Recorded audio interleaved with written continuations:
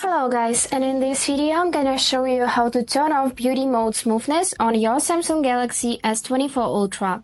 Let's get started! But first, don't forget to follow to see more useful content. So firstly we are gonna open camera, and now we are in a front camera.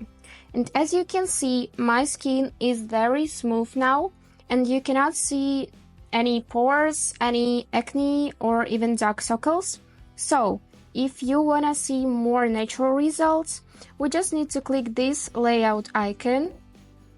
And right here in this icon, which looks like a little water drop, we can change the intensity of the smoothness. So just drag this slider to 1 or to the 2 or 3 as you like, or you can turn it off by dragging to the 0. And now you can see the skin texture, you can see pores and more natural results. So let's just take a photo with 0 smoothness and 8 smoothness. And let's drag it to the 8 right now. And let's check the difference. So it is with the 8 smoothness.